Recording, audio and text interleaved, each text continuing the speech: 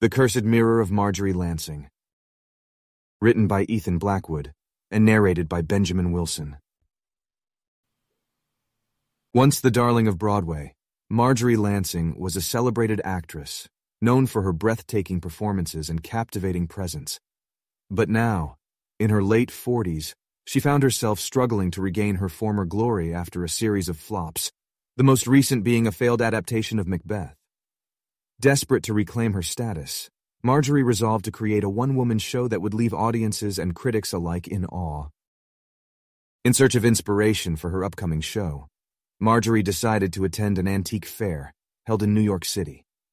As she wandered among the booths filled with trinkets and treasures from bygone eras, her eyes were drawn to an ornate antique mirror displayed at one of the stalls. The intricate golden frame seemed to call out to her, whispering promises of a grand return to the stage. The mysterious vendor, an elderly man with a piercing gaze and a slight tremble in his hands, noticed her fascination with the mirror. "Ah, I see you have an eye for the unusual," he said, his voice low and raspy. "But I must warn you, this mirror has a dark history. It once belonged to a renowned actress who, after gazing into it, was never seen again." Marjorie, unable to tear her eyes away from the mesmerizing reflection, dismissed his concerns. "I've faced my share of challenges in this industry," she replied, her voice laced with the confidence of a seasoned performer. "I won't let a haunted mirror deter me from reviving my career. This mirror is exquisite, and I can already see it becoming the centerpiece of my show." As they spoke, another customer approached the stall, drawn by the mirror's allure. The vendor, sensing the customer's interest, quickly interjected, "I must warn you as well. This mirror is not for the faint of heart." The customer, a young woman with a nervous disposition, hesitated and then moved on to another booth. The vendor swiveled back to face Marjorie, shadows playing in the hollows of his eyes. "So be it," he uttered, his voice seeping with an ominous undertone. Then, with a cryptic, almost delighted smile playing on his lips, he warned, "Yet recall this. The fairest facades oftentimes shroud the deepest abyss beneath." As Marjorie stared into the mirror, she felt an inexplicable connection to it, as if it had been waiting for her all along. Unperturbed by the vendor's warning, she purchased the mirror and arranged for its transportation to her rehearsal space. As she left the antique fair, a renewed sense of determination filled her. She was certain that with the mirror as her muse, she would create a performance that would solidify her place in the annals of Broadway history, once and for all. The antique mirror now stood proudly in Marjorie's rehearsal space, its golden frame shimmering in the dim light. She had always been afraid of aging and losing her beauty, and the mirror's elegance seemed to promise a way to hold on to her youth. As she began rehearsing in front of it, she felt a surge of power and confidence, as if the mirror was somehow enhancing her performance. Every movement, every line delivered seemed to come alive, and she couldn't help but feel that her one-woman show would be a resounding success. One day, Marjorie's best friend Evelyn visited her during a rehearsal. "This mirror is exquisite, Marjorie," she remarked, admiring the frame. "But don't forget to take breaks and spend time with your loved ones. We miss you." As the days passed, however, Marjorie started to notice subtle changes in her reflection. At first, she attributed the differences to the stress of creating her new show and the inevitable passage of time. But soon the alterations became more pronounced. Her reflection appeared more haggard and worn, reflecting her innermost fears of aging and losing her beauty. She could see the lines on her face deepening, her once luminous eyes now clouded with doubt. The transformation of her reflection was not the only change Marjorie noticed. When she was alone in the room with the mirror, she began to hear whispers. At first they were faint and indistinguishable, like the rustling of leaves on a windy day. But as time went on, the whispers grew louder and more insistent, until they were impossible to ignore. The whispers seemed to feed on her insecurities, reminding her of past failures and rejection. One particularly cruel voice echoed the scathing words of a renowned critic who had dismissed her Macbeth performance as an overwrought disaster, a pathetic attempt to cling to a fading career. The more she listened to the whispers, the more her confidence waned, and her once bold vision for her one-woman show began to falter. As Marjorie became more obsessed with the mirror, she started to isolate herself from friends and family. She ignored Evelyn's calls and messages, her entire world revolving around the mirror and her rehearsals. During one of her solitary rehearsals, Marjorie noticed a delivery person briefly glance at the mirror before leaving. He seemed disoriented and uneasy, mumbling something about feeling a sudden chill. Marjorie couldn't shake the feeling that the mirror was capable of affecting others as well. Despite the growing sense of unease that the mirror instilled in her, Marjorie couldn't tear herself away from it. She felt an inexplicable compulsion to continue rehearsing in front of it, as if the mirror held the key to her success. Each day she would stand before it, reciting her lines with growing desperation, the cruel whispers of her past failures and insecurities gnawing at her mind. In her heart, Marjorie knew that something was terribly wrong, but she couldn't bring herself to part with the mirror. Its beauty had become a symbol of the triumph she so desperately sought, and she was determined to prove to herself and the world that she was still a force to be reckoned with in the theater world.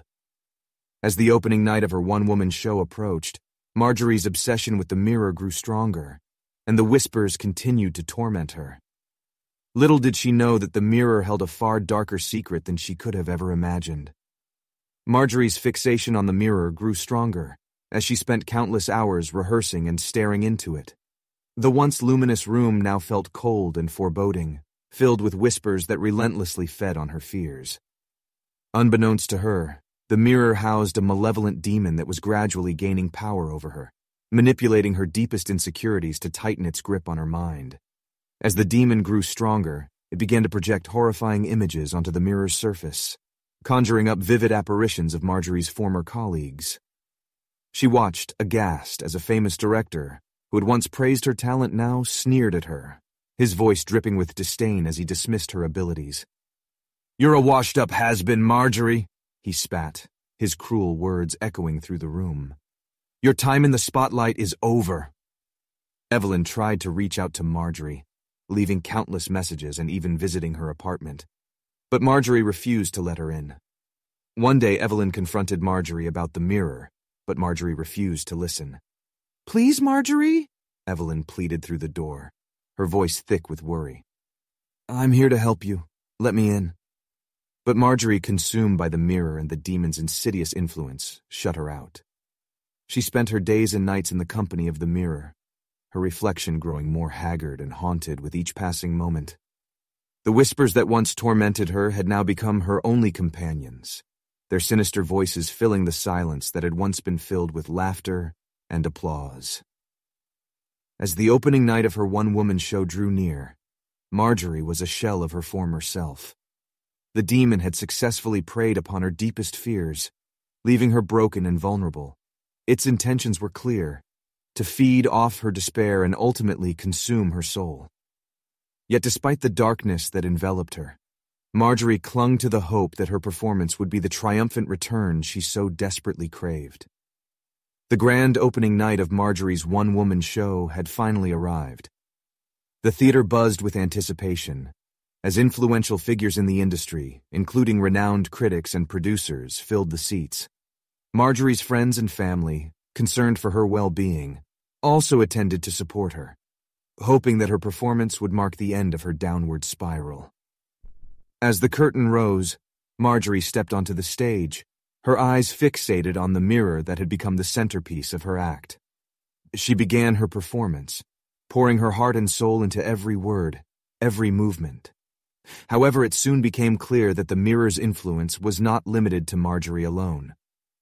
As she recited her lines, the demon within the mirror began to manipulate the audience's fears, amplifying their insecurities and darkest thoughts, turning them into vivid, horrifying hallucinations. One by one, the audience members became visibly disturbed and panicked.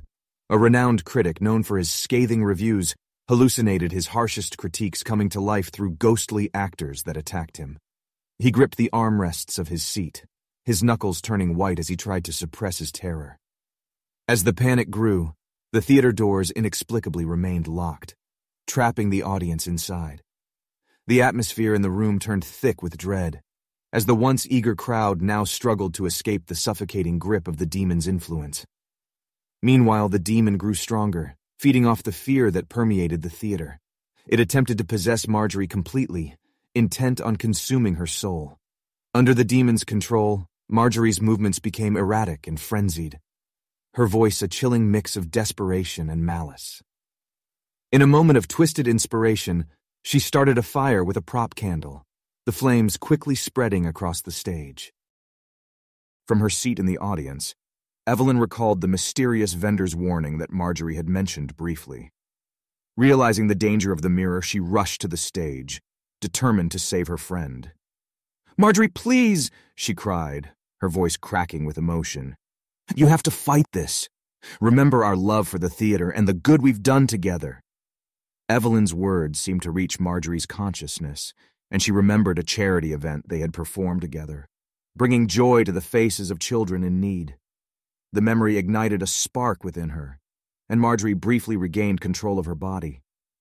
With a surge of strength, Marjorie smashed the mirror, shattering the glass into 1,000 pieces. The demon, now released and weakened, let out an unearthly scream as it writhed in the air.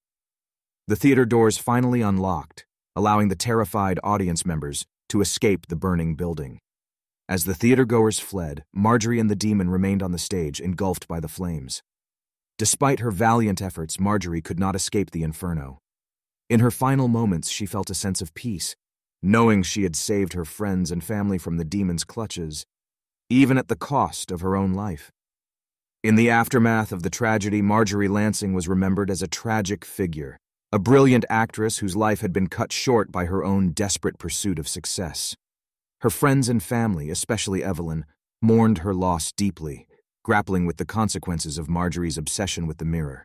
The legend of the cursed mirror lived on through whispered stories in the theater community, a chilling tale of the darkness that can lurk beneath the surface of beauty and ambition. Rumors persisted that the shattered pieces of the mirror had never been found, leaving the possibility of its sinister power re-emerging in the future, waiting for another unsuspecting victim.